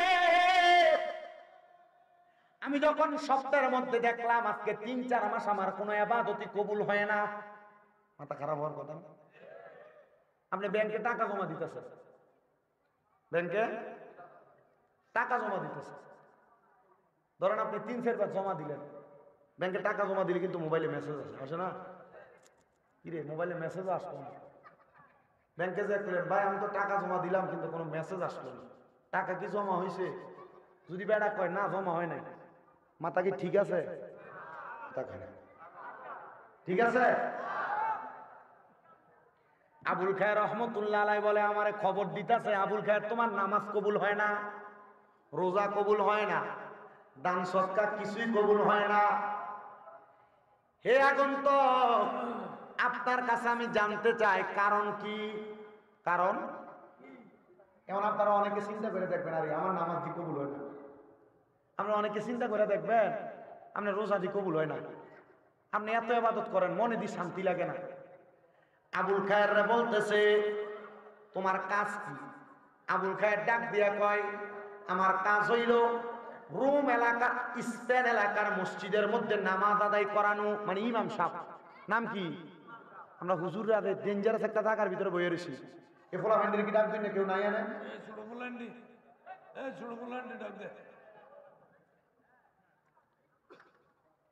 এ মুসলমানের দলেরা, আমরা হুজুররা কেমন ফাড়া বাসে আটকা, মনোযোগ দিয়ে একটু শুনবেন। শুধু হুজুররা না, যে কেউ দাওয়াত দিলে যে দুরুম করে তার দাওয়াতে যায় প্লেটলে আমরা বইয়ালাই। সাবধান, যাত্রার ঘরে খানা খাইতে সাবধান। বলে হুজুর আমি টিহা দিয়া খাই, কাম হবে না যদি তার খাবারটা হারাম হয়। আপনারা কোন শুকুরের গোস্ত খাওয়া হালাল না হারাম? সুদের টাকা, ঘুষের টাকা, পরের হকের টাকা মাইরা দিয়া গরুর গোস্ত কিনা খাইলে এটাও হারাম, খাসির গোস্ত কিনা খাইলে এটাও হারাম, মুরগার গোস্ত কিনা খাইলে এটাও হারাম। আবুল খায়ের কয়, এ আগন্তক, আমার ইবাদত কবুল হয় না কেন? কারণটা বলো। কয়, তুমি যে মানুষের ঘরে খাবার খাও, তোমার এই খাবারের ভিতরে হারাম মিশ্রিত। তোমার ইবাদত কবুল হওয়ার প্রধান শর্ত হইল কি? বলে হালাল খাবার খাওয়া, তুমি খাওনি।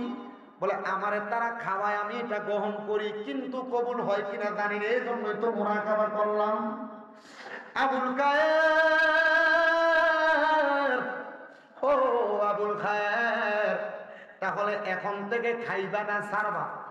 আল্লাহর ওয়াস্তে মাফ চাই, এত কষ্ট করে ইবাদত করি, আমার ইবাদত কবুল হবে কি হবে না এটার গ্যারান্টি আমি দিতে পারবো না। তাহলে আমি কেন মানুষের খানা খাইতাম? উনি কয়, মানুষের খানা খাওয়া বন্ধ। একটানা 3 দিন পর্যন্ত ক্ষুধার্ত, পেটে কোনো খানা নাই। দেখলাম আসমান থেকে বৃষ্টি হইতাছে, আল্লাহ একটু খানার ব্যবস্থা। আমি আবুল খায়ের কোনো বাড়ি নাই, গাড়ি নাই, সম্পদ নাই, কিছুই নাই। আমার একটা সম্পদ, আমার মা জননী দুনিয়া থেকে ইন্তেকাল করার আগে আমার একটা নামাজের মুসল্লা দায় নামাজ দিয়া গেছে। কি দিয়া গেছে? নামাজের মুসল্লা দায় নামাজ দিয়া গেছে। এই দায় নামাজটা আমি বৃষ্টির পানির মধ্যে ধুইলাম, ধোয়ার পরে যায় নামাজের মধ্যে আমি পানি নিতে লাগলাম, পানি নিয়ে জমায়া রাখলাম। 3 দিনের পরে 2 দিন আমি এই পানি সিপ্পা সিপ্পা খাইছি, কিন্তু 2 দিনের পরে যায় নামাজে আর পানি নেই, সব পানি ঝইরা পড়ে গেছে, আর আমার কাছে কোনো খাওয়ার মতো ব্যবস্থা নাই। আমি যখন পানিটা পান করলাম, করার পরে 5 দিন আর পেটের মধ্যে ক্ষুধার জ্বালা সহ্য করতে পারি না, এত ক্ষুধা। আমি আবার চিন্তা করলাম তাহাজ্জুদের নামাজ পড়ি, ইবাদতে থাকলে আমার আর কষ্টের কথা ক্ষুধার কথা মনে থাকবে না। আমি ইবাদতরত অবস্থার মধ্যে থাকলাম। এবার তাহাজ্জুদ নামাজ পড়লাম 12 রাকাত, পড়লাম 18 রাকাত, পড়লাম 20 রাকাত, আর আমার শরীরে কোনো শক্তি নাই। আমি আবার দেখলাম শরীরে যেহেতু শক্তি নাই, আমার দুরূদ শরীফ পড়া লাগবে। আমি আবার বৈশা বৈশা দুরূদ শরীফ পড়তে লাগলাম। দুনিয়ার মুসলমান, আমি আবুল খায়ের রহমতুল্লাহ আলাইহি যখন দুরূদ শরীফ পইরা আমার ঘরের মধ্যে অথবা নামাজের জায়গার মধ্যে ঘুমায় গেলাম, এমন টাইমে আমি দেখলাম কে জানি আমার ঘরে হাজির হয়ে গেছে। আমার সামনে এসে ঘুমে স্বপ্ন দেখতেছে, আমি দেখলাম আমার সামনে আইসা আমার ডাকতেছে, এ আবুল খায়ের ওঠো। তাকে দেখতারে তোর ঘরের মধ্যে কে আগমন করেছে? বলে কে আগমন করেছে? আখিরি জামানার পয়গম্বর মুহাম্মদুর রাসূলুল্লাহ সাল্লাল্লাহু আলাইহি ওয়াসাল্লামের আগমন হয়েছে। জবান খুলে জোরে জোরে কই সুবহানাল্লাহ। আবুল খায়ের বলে আমি আমার মাথা উঠে দেখলাম ওনার ডাইনে একজন মানুষ দেখা যায়, বামে একজন মানুষ দেখা যায়, পেছনে একজন মানুষ দেখা যায়। জিজ্ঞাসা করলাম আগে আপনার পরিচয় দেন। উনি কয় আমি হইলাম বেলায়েতের বাদশা, আমার নাম হযরতে আলী কাররামাল্লাহু ওয়াজহু। বলে নবীজির ডান পাশে কে? বলে হযরতে সিদ্দিক আকবর রাদিয়াল্লাহু তাআলা আনহু। নবীর বাম পাশে কে? হযরতে ওসমান জিন নুরাইন রাদিয়াল্লাহু তাআলা আনহু। নবীজির পেছনে কে? হযরতে ওমর ইবনে খাত্তাব রাদিয়াল্লাহু তাআলা আনহু। আপনি কেন আমারে ডাক দিলেন? এ আবুল খায়ের, আমি ডাক দেই নাই, রহমতের নবী তোমার সঙ্গে কথা বলবে। আবুল খায়ের বলেন আমি আমার স্বপ্নের মধ্যে জিজ্ঞাসা করলাম, ইয়া রাসূলুল্লাহ, ইয়া হাবিবাল্লাহ, নবী গো আপনি কেন আমার হুজরা মুবারকের মধ্যে? আমার নবী ডাক দিয়ে আবুল খায়ের, আজকে 5 দিন পর্যন্ত ক্ষুধার্ত, কোনো খাবার খাও নাই। তুমি চাইলে যে কোনো মুসল্লির ঘরে খাবার খাইতে পারতা, চাইলে যে কোনো মানুষের কাছে হাত বাড়াইলে খাবার পাইতা, কিন্তু তুমি হালালের কথা চিন্তা কইরা, হারামের কথা চিন্তা কইরা মানুষের ঘরে কোনো খাবার খাও নাই। বৃষ্টির পানি খাইছো, 5 দিন পর্যন্ত বৃষ্টির পানি দিয়া তোমার কাইটা গেছে, আর 5 দিন তোমার একবারে ক্ষুধার্ত কাটতেছে। তাহাজ্জুদ পড়েছো, এবার দুরূদ শরীফ পড়তে পড়তে ঘুমিয়ে গেলা। আবুল খায়ের রে, আমি নবী রাহমাতুল লিল আলামিন, নবীর কোন পাগল, আমি নবীর প্রতি দুরূদ শরীফ পড়া একা একা ক্ষুধার ব্যথা অন্তরের মধ্যে পেটের মধ্যে নিয়ে ঘুমাইবো। আমি রহমতের নবীজি এই ব্যথা সহ্য করতে পারবো না।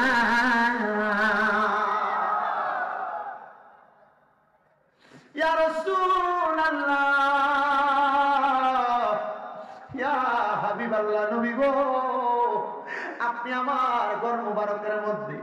আমার নবীজি বললেন রে আবুল খায়ের, উনি বর্ণনা করতেছেন আমি আমার আস্তিনের ভিতর থেকে হুজ্জাতুল্লাহিল মুসলিমিন কিতাবের মধ্যে ঘটনাটা উল্লেখ।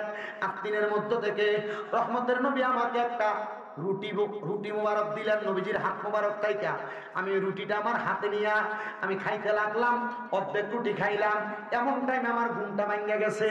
ঘুমটা ভাঙ্গার পরে আমি বুঝতে পারলাম আমি একটা স্বপ্ন দেখছি, কিন্তু আমি আমার ডান হাতের ভিতর তাকিয়ে দেখি আমার নবী আমার হাতের মধ্যে যে রুটিটা দিছিল অর্ধেক স্বপ্নে খাইছি আর অর্ধেক আমার হাতের মধ্যে। তার মানে বোঝা যায় রহমতের নবীজি ঘুমের ঘরে স্বপ্নে যদি কাউকে দেখা দেয় এটা স্বপ্ন না রে, আশেকের সাথে আমার নবীর দিদার হয়ে যায়।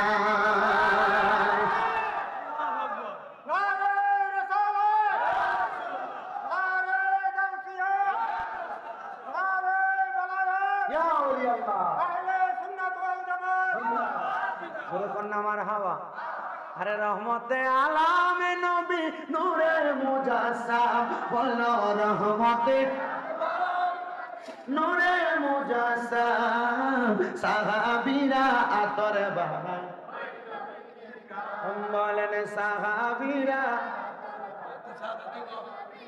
গাম বলেন, রহমতে আলম নবী নূরে মুজাসসাম, বলেন রহমতে আলম নবী নূরে মুজাসসাম, সাহাবীরা আতর বানায়। বাবা উস্তুনে হান্নানা একটা খেজুরে গাছের নাম, যাকে ধরে খুতবা দিতেন রাসূল আকরাম, গাছটা নবীর বিরহে কাঁদিতে রহে হতবাক হইলেন যত সাহাবায়ে কেরাম বলেন রহমতে আর নবী নূরে মুজাসসাম বলো রহমতে আমি সাহাবীরা আতর বানাই গাম মুবারক সাহাবীরা আতর বানাই মুসলমান। এবার আবুল কায়ের রহমতুল্লাহ আলাইহি বলেন আমার যখন রহমতের নবীর দিদার পাইলাম, আমার নবী আমার রুটিটা দেওয়ার পরে আমি বুঝতে পারলাম রহমতের নবীর দিদারটা সত্য। পুজিয়া ছিল কি যেন নামাজের জোরে জোরে নামাজের, তার মানে আল্লাহ ওয়ালার সঙ্গী নামাজের মুসল্লা হওয়ার মানে তারা নামাজ পড়তো না, বেনামাজ দিয়ে দিল কেমন? হ্যাঁ নামাজ, আমরা এলাকার কত জিন্দা ওলি আছে যারা হাবিডিদের লোকের সামনে বসে কথা কয় না কেন? আল্লাহ আমরা বোঝার তৌফিক দান করো। এবার উনি কয় আমি বিবাহ করলাম, কি করছে?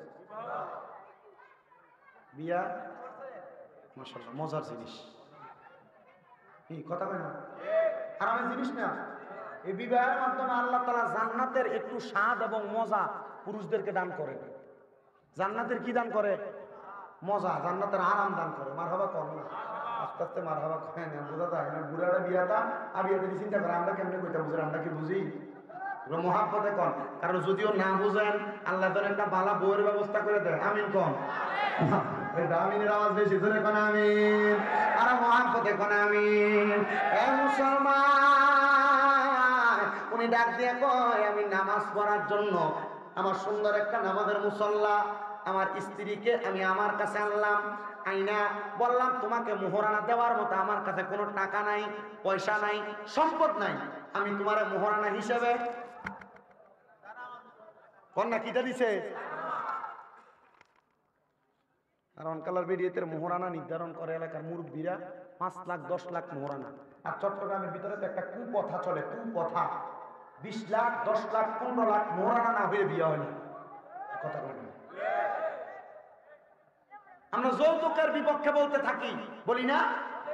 বেশি মোহরানার বিপক্ষে কেউ বলে না। এক ফোলা বেতন পায় মাত্র মাসে 10,000 টাকা, আপনি এই ফোলার বিয়ার মোহরানা 3 লাখ কোন বুঝে দিলেন? 3 বছরের বেতন বুঝি তার মোহরানা দিতে পারবো? তখন বউর কাছে বিবাহের রাখতে দেখো মাগো আল্লাহর রাস্তায় আমারে মাফ করে দিও, মা তো পায় না। আচ্ছা ঠিক আছে, এটা শরীয়তের মাসালা, শরীয়তের নুরুল আনোয়ার কিতাবের মধ্যে এটা মাসালা সুন্দর সাবেত করছে, এবং শরহে বেকায়ার কিতাবুত তালাকদের ভিতরে মাসালা সাবেত করছে। কি সাবেত করছে? যে স্ত্রীর শরীরে কোনো একটা অংশ যদি কোনো ছেলে এটা মনে করে কয় যে তোমার শরীরের এই 3টা আমার মায়ের মতো বলতে পারে, তোমার শরীরের এই অংশটা আমার মায়ের মতো, এটা বললো বউ কি বউরে মায়ের সাথে তুলনা করা যাবে? এ ব্যাপারে সাবধান, ও আসবে হেদিক দিয়ে ধরতেছে, একটু মনোযোগ দিয়ে বসে। আমার মুসলমান ইমানদারেরা, উনি নামাজের মুসল্লা দি যে কথা বলতেছিলাম, আমরা সমাজে মোহরানা কি ধরে?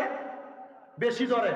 তো বেশি যখন দিতে পারে না তখন ছেলে হয়তো একটা মোবাইল ফোন দেয়, নসেট একটা মনে করেন যে ওই 3 পিস দিয়া বা একটা 20-25 হাজার টাকার আংটি দিয়া বা গলার চেন দিয়া কয় আমার কাছে তো এতটুকু আছে, এটা বাসর রাইতের উপহার, আমি আস্তে আস্তে তোমার দিয়া দেবো, অথবা আমার কাছে তো দেওয়ার মতো সাধ্য নাই। আচ্ছা যেদিন দিব এটা কিন্তু দাদিরা নানিরা এ সিফা বুদ্ধি শিখে দেয়, এটা সিটারি, এটা কি যেদিন আমার কাছে টাকা হইব এদিন আমরা বাসর করিলাম, তখন বেডি আবার ডরে কয়েলা ঠিক আছে আমরা দন লাগবে, এটা কি হিসাব? সিটার হিসাব। এজন্য মোহরানা কমায়া ধরবেন, যেন ছেলে বাসর রাইতে মোহরানার হক আদায় করতে পারে।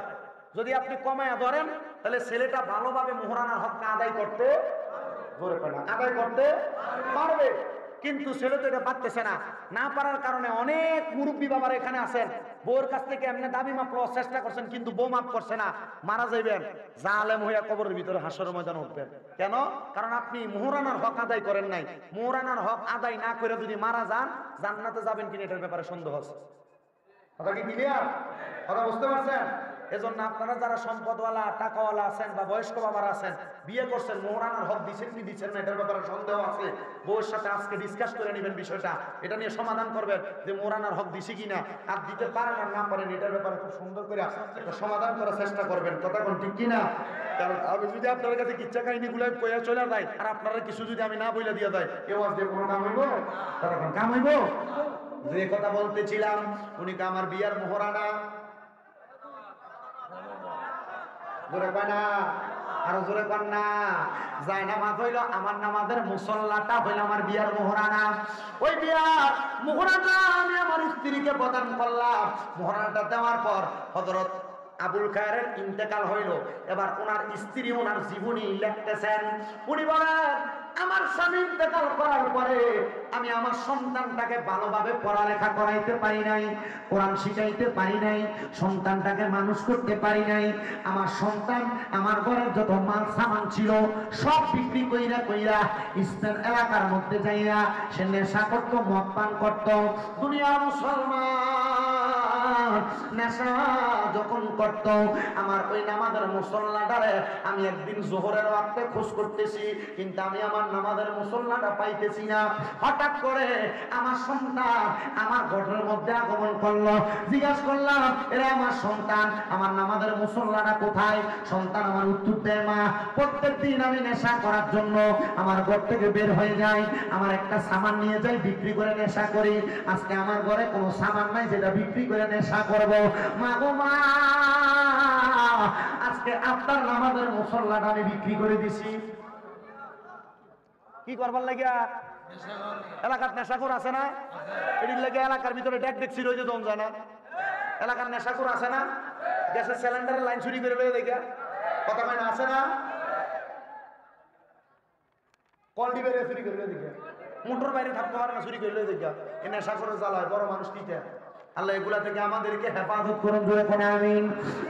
নবীর উম্মতের দলেরা এবার ওই ছেলেটা মা ডাক দিয়া কয় এ সন্তান শেষ মেশ আমার নামাজের মুসল্লাটা বিক্রি কইরা নেশা করলি, কিন্তু বাক্যের নির্মম পরিহাস এই নেশাখোর ফোলাটা যা নামাজটা বিক্রি করছে একটা নামাজিয়াটার কাছে। মারহাবা কর, আর শুনে কোন না মারহাবা। ওই নামাজি বান্দার কাছে যখন নামাজের মুসল্লা বিক্রি করছে, ওনার নাম হইল হযরতে ফাতে আলী সুবহানী রাহমাতুল্লাহ আলাইহি।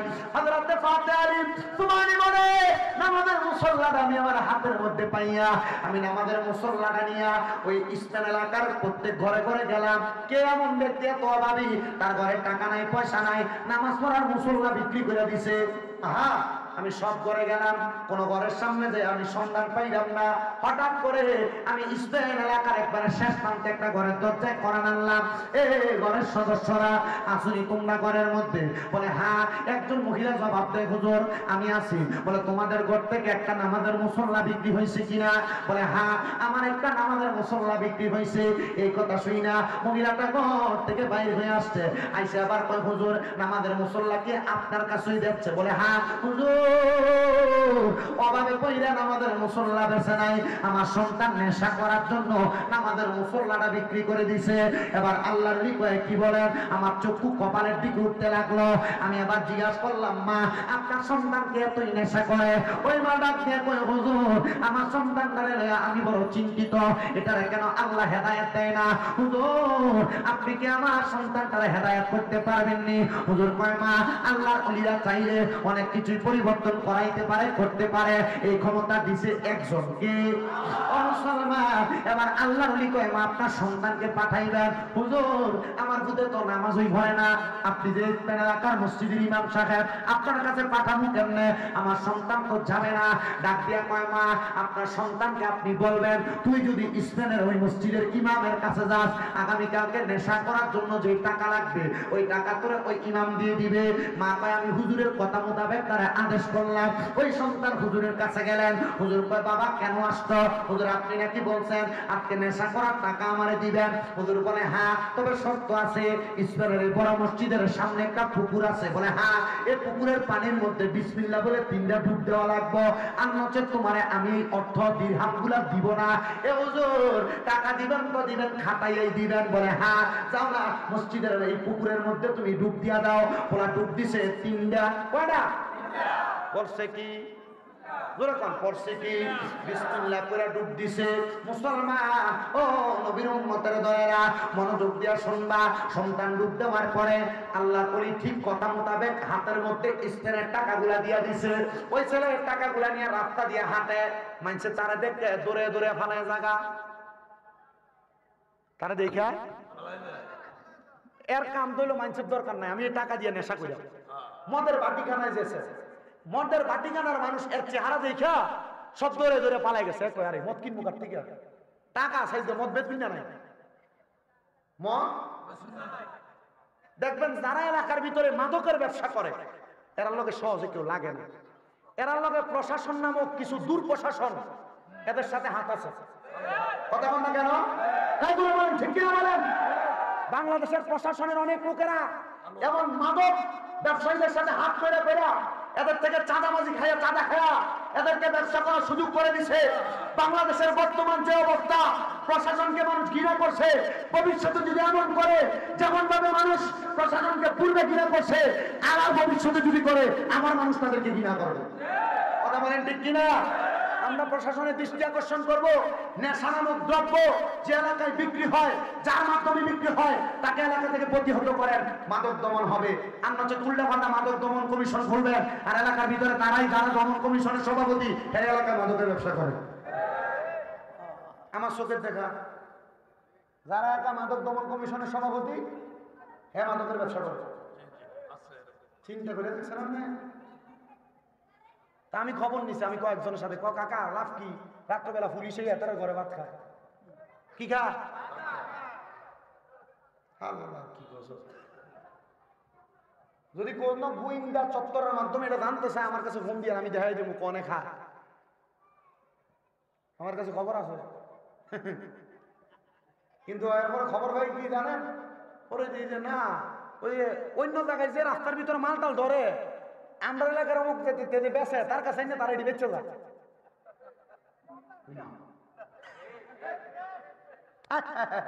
আমি একবার দিই সদর দক্ষিণ থানা এবং কুমিল্লা সদর থানা, দুই গাড়ি আমার বাড়ির সামনে। কারণ কি রে, গাড়িও সরে না, আমার ড্রাইভারে বললাম গাড়ি ঘুরে, গাড়িতে তো সরে না। পরে 999 কল দিছি, দিয়ে কইছি পুলিশের গাড়ি রাস্তার ভিতরে ফালাই রাখছে, ড্রাইভার কো হয়তো বা কোনো অপারেশনে গেছে। অপারেশনে গেছে, অপারেশনে 2 থানার মানুষ, এটা সদর থানা, সদর দক্ষিণের থানার পুলিশ এই কেমনে নেয়, তাড়াতাড়ি খবর দেন। পরে দেখলাম যে বেশি দেরি হতো, মাফিল করেছি, ঘুমান লাগবো। পরে ড্রাইভার ওখানতে ফিরে গিয়ে একটা বাড়ি গেছে। আপনারা বলেন এমন অপকর্ম বাংলাদেশে আছে না নাই? কতক্ষণ আছে না নাই? আমি আল্লাহর কাছে একটা দোয়া করছি, সরকার যখন পতন হইলো, বাবু রে বাবা, কেউ যদি আপনারা আমার কথার বিরোধিতা করেন, আমি এগুলো নিয়ে কথা বলি না মাহফিলে। সরকার পতনের পরে আমি আল্লাহর কাছে একটা দোয়া করছি, আল্লাহ বাংলাদেশের কেন্দ্রীয় জায়গাগুলো তো খালি, আল্লাহ এই জায়গাগুলোর ভিতরে এমন একটা লোক বহাও যে আল্লাহর কোরআন দিয়া এই দেশটারে চালাইবে। কি লেগে আমি চিন্তা করলাম, আল্লাহর কোরআন দিয়ে দেশ চললে নেশা মাদক দুর্নীতি চলবে না। কথা বল না কেন? আর এমন দুর্নীতি যারা করবে তারা ডাইরেক্ট বাইতুল মুকাররমের সামনে ফাঁসি দেওয়া হইবে। কথা বল না কেন? তো কোরআনের আইন বাস্তবায়ন হইতো না, এমন কামও শেষ হইতো না। বাংলার মানুষ এই জ্বলায় জ্বলতে থাকবো, জ্বলতে জ্বলতে হইব কইলা, কইলার থেকে জ্বালায় বানাইবো শালি, এরপরে কবরে দেবেন শেষ। কথা বল না কেন? এর থেকে বালা আল্লাহুম্মা সাল্লি আলা যেমনি মোটামুটি এমনি করে কোন রকম চল্লা দেবেন, আল্লাহর ইবাদত নামাজটা পড়বেন, আম্মা আব্বার খেদমত করবেন, এরপরে আর কিছু লাগবো? কথা কোন লাগবো? আল্লাহ কবুল করুক, জোরে কোন আমিন। বা আল্লাহর চাই কোনো রাজনৈতিক বক্তব্য দেই না, রাজনীতির অন্তঃস্তরের রাজাও আমি বুঝি না। যতদূর কইছি অতদূরের ভিতরে মাথা রাখবেন, দেখবেন ইমানটা তাজা হবে, ইমান পরিপূর্ণ হবে। আল্লাহ বোঝার তৌফিক দাও। একটু পরে হুজুর আসবে, প্রধান বক্তা মূল্যবান তাকরীর করবেন আপনাদেরকে নিয়ে। ঘটনাটা শেষ করতে চাই, রাজি আছেন ইনশাআল্লাহ? উনি বলেন এবার ছেলেটা মদের বাটিখানার মধ্যে যাওয়ার পরে এই বাটিখানার সব মানুষ পালিয়ে গেছে। ওই ছেলেটা বলে সব মানুষ যখন আমার দেখা পালিয়ে যায়, এবার আমি গেলাম আমার মার কাছে, কারণ সব জায়গার মানুষ আমার দেখা ফলাইলেও মা ফলাইতো। ছেলে ডাক দিয়ে কয় আমার মার সামনে যাওয়ার পর আমার মাও দিয়ে আমার দেখতে বেহুশ হয়ে গেছে গা। এবার আমি আমার ঘরের আয়নার দিকে তাকাইলাম, তাকানোর পরে দেখলাম আমার চেহারাটা কালো কুৎসিত, আমার চেহারাটা বড় কুৎসিত হয়ে গেছে। ওই আল্লাহর ওলির দরবারে যা বললাম, হুজুর কি পানির মধ্যে গোসল করাইলেন? চেহারা তো সুন্দর না, কালো হয়ে গেছে, মানুষ আমার গ্রহণ করে না, আমার তাদের কাছে রাখে না। হুজুর ও হুজুর গো, আপনি যে এখানে আমাকে গোসল করাইলেন, কেউ যেহেতু আমার রাখে না, আপনার কাছে আমার জায়গা দেন। হুজুর কয়, আব্বা আল্লাহর দোহাই কোন নেশা করে জায়গা আমার কাছে, আমি কার কাছে যাব? বলে বাবা একটা শর্ত আছে, আমার কাছে থাকতে পারবা। কেমনে? নেশা ছাড়া লাগবে। ওলা কি করবো, কোন জায়গায় যেহেতু জায়গা নাই, নেশা ছাড়িয়ে দিই। সাইরা দিয়া আল্লাহর ওলির সোহবতে থাইকা 6 মাসে কোরআন শিখছে। কয় মাস? 5 বছরের মাথায় 3 বছরের মাথায় হাদিস শাস্ত্র শিখছে। 5 বছরের মাথায় কোরআনের তাফসীরের পরিপূর্ণতা পাইছে। 7 বছর আল্লাহর ওলির দরবারে কাটাইছে। এমন টাইমে আল্লাহর ওলি ডাক দিয়া কয়, বাবা তাড়াতাড়ি চলো তোমার বাড়িতে। হুজুর আমারে তো কেউ রাখবে না বাড়িতে, আমারে কেউ পছন্দ করে না। হুজুর ডাক দিয়া কয়, বাবা এই আমার সন্তান, 7 বছর আমার কাছে মানুষ হইতেছ, ঘরের মধ্যে মা রাখবে না কারণ চেহারা কালা। মনে আছে 7 বছর আগে কোন পানিতে গোসল করাইছিলাম? কোন পানি? কই এই যে সামনের পুকুর। যারে বিসমিল্লাহ কইয়া এই পানির মধ্যে আবার 3টা ডুব দে। মারহাবা। এই মুসলমানেরা এখান থেকে আরেকটা মাসালা শিখেন।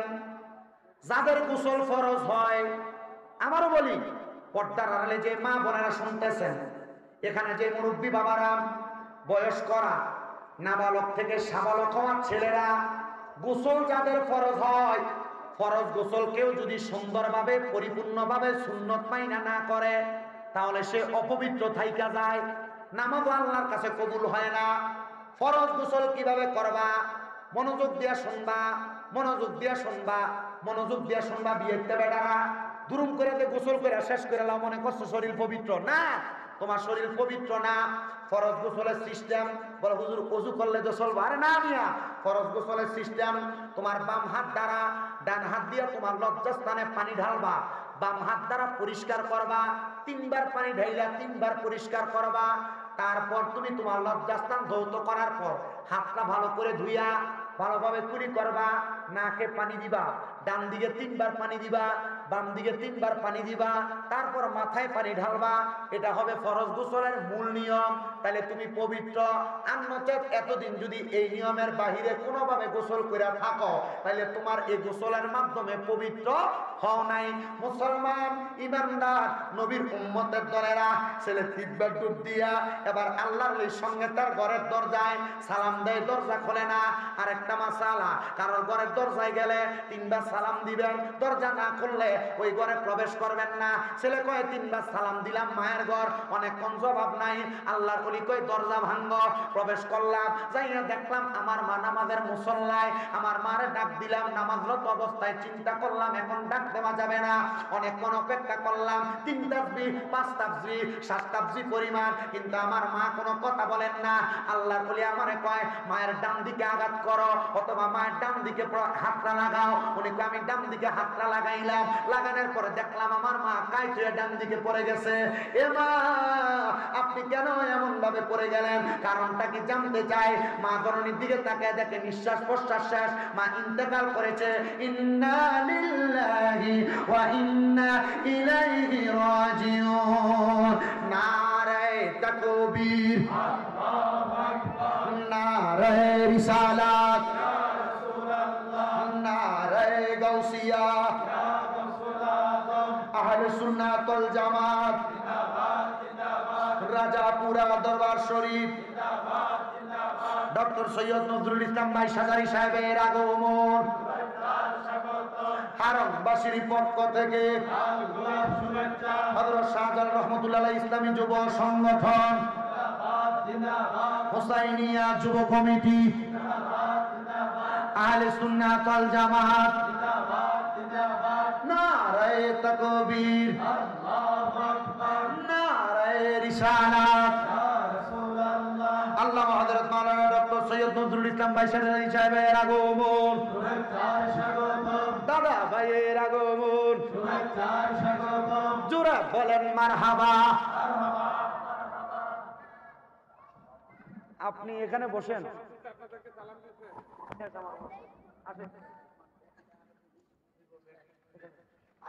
সবাই